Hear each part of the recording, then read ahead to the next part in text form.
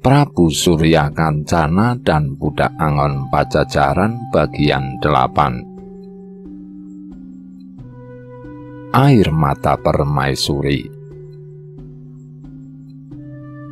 Menjelang fajar menyingsing, rombongan Senopati Anggawirya yang terkantuk-kantuk karena kelelahan sampai ke batas wilayah Maja. Setyaka sudah sejauh ini, tapi kita belum bisa menyusul rombongan Kidemang Ranggajati. Senopati Anggawirya setengah menggerutu kepada Setyaka, yang dianggap paling unggul dalam mencari jejak. "Jangan-jangan kau salah arah," sambungnya kesal. "Ampun Kangjeng Senopati, dari jejak dan tanda di pohon yang diberikan oleh Kidemang Ranggajati, jelas kalau mereka melalui jalur ini." Setyaka yang sudah kelelahan tidak senang dengan pertanyaan Senopati Anggawirya yang seolah meragukan kemampuannya. Bahkan dari jejak kuda yang ada di tanah, baru saja ada sekitar 3 rombongan yang melalui jalur ini, sambungnya gusar. "Kangjeng Senopati, apakah tidak lebih baik kita istirahat dulu untuk mengembalikan tenaga dan konsentrasi?" Badik yang sudah sangat lelah dan ngantuk akhirnya buka suara. Senopati Anggawirya menarik tali kekang kudanya. "Badik, kau bicara sambil tidur rupanya. Matamu terpejam, tapi mulutmu masih saja banyak bicara." Senopati Anggawirya sebal melihat Badik yang hampir tertidur di atas kuda yang ditungganginya. "Setyaka, kau cari tempat yang aman untuk beristirahat," sambungnya kepada Setyaka. Setyaka hanya mengangguk lalu mengarahkan kudanya beberapa ratus depak ke depan untuk memastikan tempat itu aman. Senopati Anggawirya melompat turun dari kuda diikuti Badik, Dirun, dan Arahan. "Kangjeng Senopati, cilaka, cilaka!" Tiba-tiba terdengar suara Setyaka yang berteriak histeris. Senopati Anggawirya terkejut mendengar suara Setyaka, lalu dengan sebat melompat ke atas punggung kudanya. Sekali sentak, kudanya langsung menghambur ke arah suara Setyaka, diikuti oleh Dirun, Arahan, dan Badi. Kantuk dan lelah yang mereka rasakan seolah sirna mendengar jeritan histeris Setyaka. "Setyaka, ada apa?" teriak Senopati Anggawirya. Senopati Anggawirya melengak melihat ada beberapa tubuh yang tergolek di tanah. Salah satunya dipeluk Setyaka. Sekali lompat, tubuhnya turun melayang dari punggung kuda yang ditungganginya. "Kangjeng Senopati Kidemang, ayahanda," suara Setyaka terpotong-potong sambil berlutut memeluk sesosok mayat. Senopati Anggawirya bergidik ngeri melihat tubuh kosong yang dipeluk Setyaka. Diedarkan pandangannya lalu menghampiri 3 sosok tubuh yang tergeletak di tanah lainnya.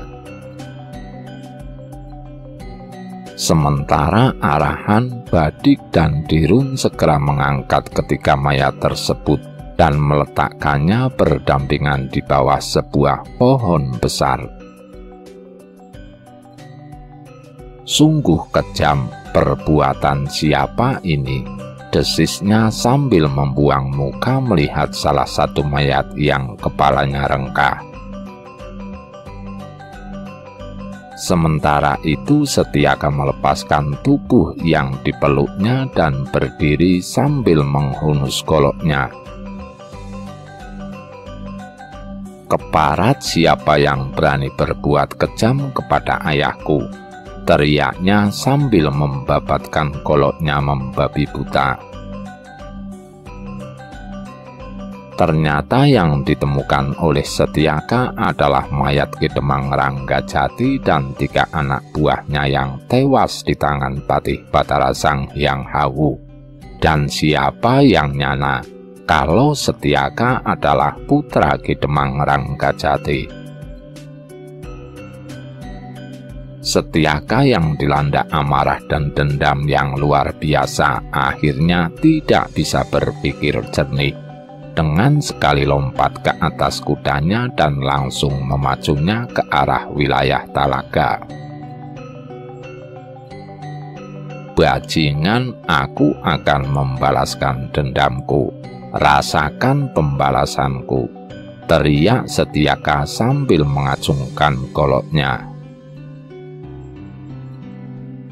Melihat Setyaka yang histeris seolah kehilangan nalar, Senopati Anggawirya segera mengambil 2 buah batu kecil dan salah satunya dijentikkannya ke arah kuda yang ditunggangi Setyaka. Seketika kuda tersebut kaku seolah patung tidak bisa bergerak. Setyaka yang sedang diamuk amarah langsung membalikkan badannya ke arah Senopati Anggawirya. "Senopati, jangan kau halangi langkahku. Aku harus membalaskan kematian ayahku." Rasa sakit hati dan amarah yang membuncah membuatnya melupakan tata krama kepada Senopati Anggawirya.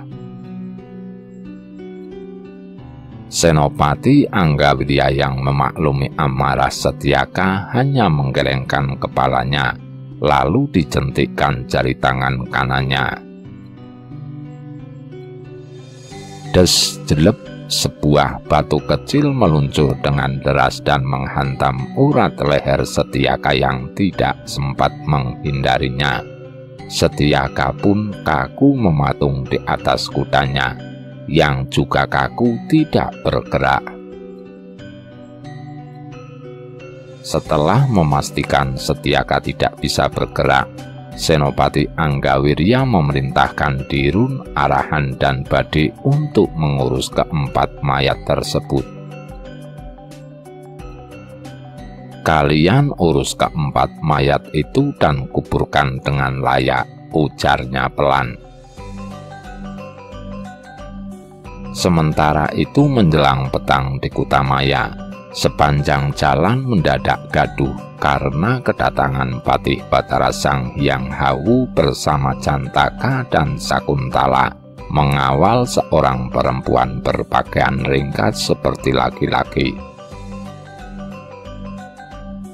Sepanjang jalan dari perbatasan Kutamaya sampai ke keraton, banyak rakyat yang memandang heran dan bertanya-tanya. "Mohon ampun Gusti Ratu, lebih baik kita secepatnya sampai di keraton untuk menghindari pertanyaan dan kecurigaan rakyat," bisiknya kepada Ratu Harisbaya yang laju kudanya terlihat semakin pelan dan mulai tertinggal cukup jauh dari kuda-kuda Jantaka dan Sakuntala yang bertugas mengawal di depan, sedangkan Patih Batara Sang Hyang Hawu mengawal di belakang. Ratu Harisbaya menganggukkan kepalanya ke arah Patih Batara Sang Hyang Hawu, lalu memacu kembali kudanya menyusul Jantaka dan Sakuntala. Derap langkah kuda mereka semakin cepat meninggalkan kepulan debu di belakangnya. Di pintu gerbang keraton, Sakuntala memberi tanda agar pengawal membuka pintu gerbang. Mereka berempat menghentikan laju kudanya di depan pendopo utama. Patih Batara Sang Hyang Hawu segera melompat turun dari atas kuda. diikuti oleh Jantaka dan Sakuntala. Lalu Patih Batara Sang Hyang Hawu menghampiri Ratu Harisbaya dan membantunya turun dari atas kuda. Sakuntala, Jantaka, bawa kuda-kuda ini ke belakang, dan kalian boleh pulang untuk beristirahat. Dan ingat, tutup mulut kalian, perintahnya. Setelah Jantaka dan Sakuntala pergi, Patih Batara Sang Hyang Hawu mempersilahkan Ratu Harisbaya untuk masuk ke dalam pendopo. "Silahkan masuk, Gusti Ratu. Hamba akan menyuruh emban agar mempersiapkan tempat untuk beristirahat sambil menunggu Gusti Prabu Gesan Ulun," ujarnya.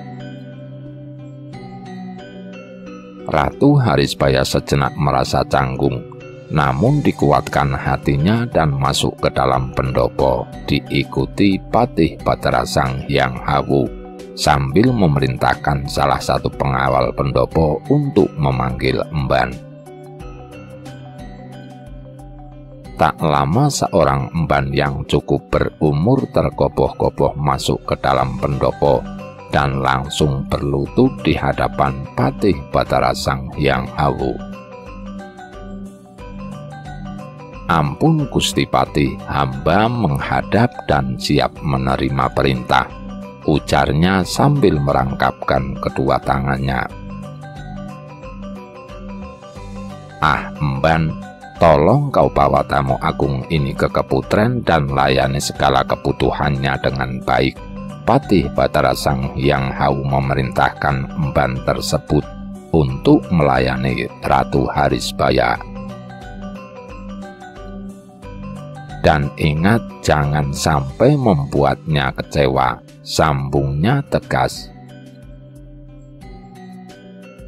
"Baik Gusti Patih, hamba akan laksanakan sebaik mungkin," jawab emban sambil bangkit dari berlututnya, lalu menjura ke arah Ratu Harisbaya.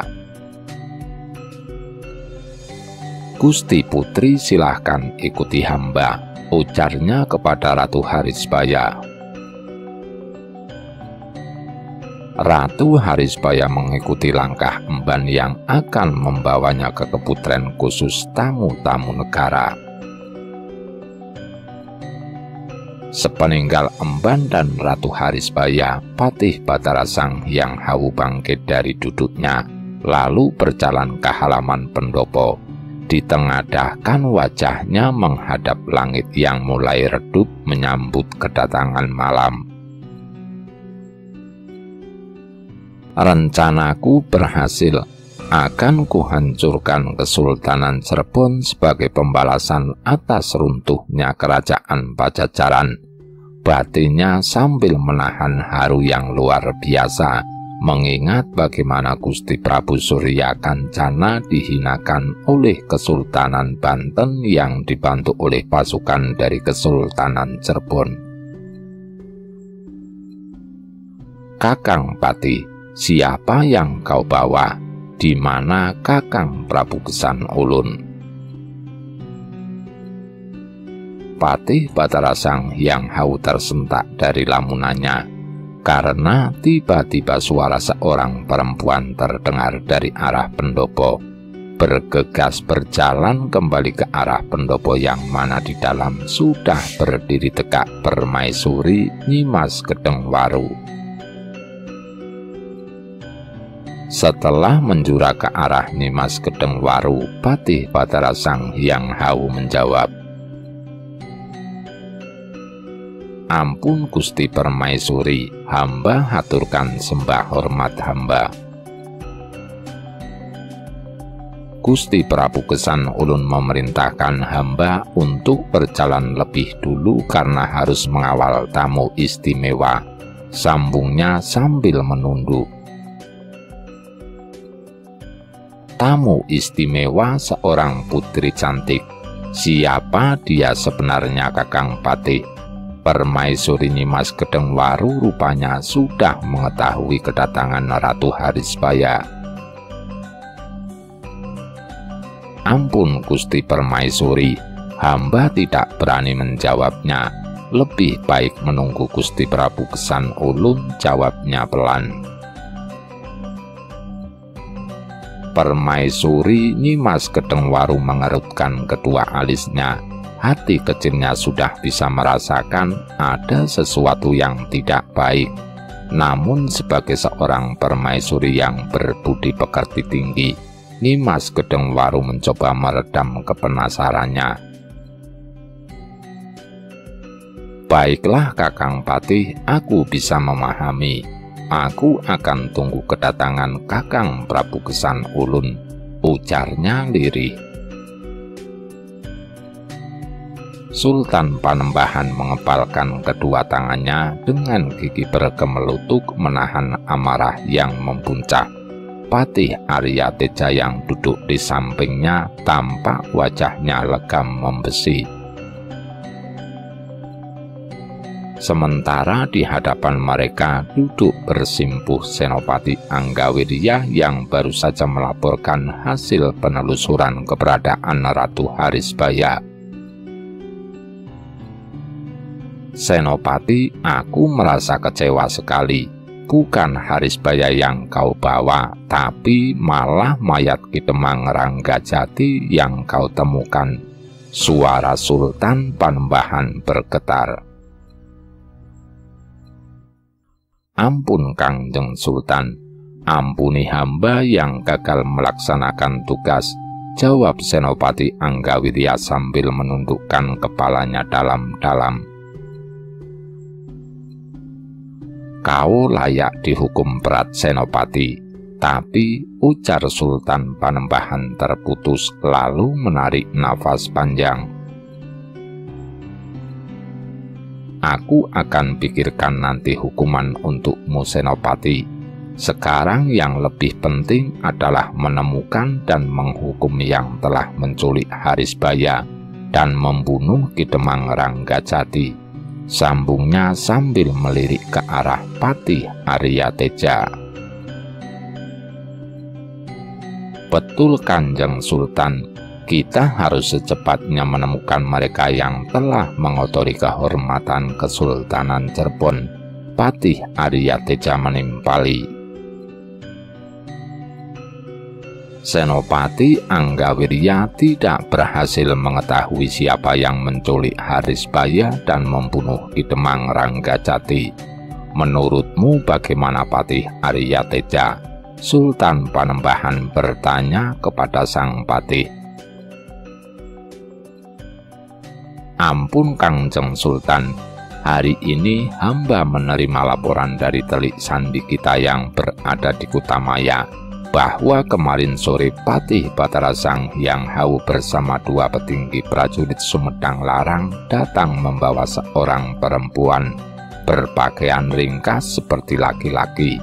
Patih Arya Teja melaporkan hasil pengamatan telik sandi Kesultanan Cirebon di Kutamaya. Hamba yakin perempuan berpakaian ringkas seperti laki-laki tersebut adalah Kangjeng Ratu Harisbaya. Sambungnya meyakinkan. Bagaimana kau bisa berpendapat seperti itu, Patih Arya Teja? Kita tidak boleh sembarangan menuduh karena bisa menyebabkan peperangan antara kedua wilayah. Sultan Panembahan mencoba mengorek analisa Patih Arya Teja. Ampun Kangjeng Sultan, kecurigaan hamba tidaklah sembarangan. Yang pertama, hilangnya Kangjeng Ratu bersamaan dengan pulangnya orang-orang Sumedang Larang dari keraton. Dan yang kedua, Patih Arya Teja menarik nafas panjang sebelum meneruskan kalimatnya. Dia berniat mengatakan kalau sebelumnya Prabu Kesan Ulun adalah kekasih Harisbaya, namun diurungkan niatnya itu. Yang kedua, Ki Demang Ranggajati bukanlah orang sembarangan. Ilmu kesaktiannya sangat tinggi dan hanya sedikit lebih rendah dari ilmu kesaktian hamba. Jadi tidak mungkin ada orang dari Kesultanan Cirebon yang mampu membunuhnya. Dan yang ketiga, Ki Demang Ranggajati dibunuh di perbatasan menuju ke Sumedang Larang. Sambungnya panjang lebar. Sultan Panembahan mengangguk-anggukkan kepalanya sambil memejamkan matanya, mencoba untuk berpikir mencari cara membalaskan penghinaan yang sudah diterimanya. Dirinya masih sulit menerima kenyataan bahwa Ratu Harisbaya akan mengkhianatinya. Patih Arya Teja, semua penjelasanmu dapat aku mengerti dan sangat masuk akal, ujar Sultan Panembahan. Hatinya berkecamuk oleh rasa marah karena dipermalukan oleh orang-orang yang sangat dipercayainya, yaitu Prabu Gesan Ulun yang kedatangannya diperlakukan dengan sangat terhormat olehnya, dan terutama merasa dipermalukan oleh Ratu Harisbaya, istrinya sendiri. Patih Arya Teja merasa senang karena pendapatnya didengar oleh Sultan Panembahan. Selain dia merasa terhina oleh kejadian hilangnya Ratu Harisbaya, tetapi sudah sejak lama dia ingin menguasai Sumedang Larang, sehingga semua wilayah bekas kekuasaan Pajajaran bisa dikuasai Kesultanan Cirebon. Kanjeng Sultan, perintahkan sekarang juga untuk menyerang Sumedang Larang, pintanya sambil merangkapkan kedua tangannya. Sultan Panembahan berdiri dari duduknya, lalu berjalan mondar-mandir sambil mengusap-usap dagunya. Patih Arya Teja, menurutmu berapa kekuatan prajurit kerajaan Sumedang Larang? Tanyanya kepada Patih Arya Teja. Sementara Senopati Anggawirya yang masih duduk bersimpuh diam-diam merasa senang karena dia punya kesempatan untuk membalas sakit hati yang diterimanya akibat hilangnya Ratu Harisbaya. Menurut laporan Telik Sandi, kekuatan prajurit kerajaan Sumedang Larang tidak lebih dari 1.000 orang, jawab Patih Arya Teja. Cukup besar, tidak kusangka kekuatan prajurit mereka meningkat sepesat itu, gumam Sultan Panembahan.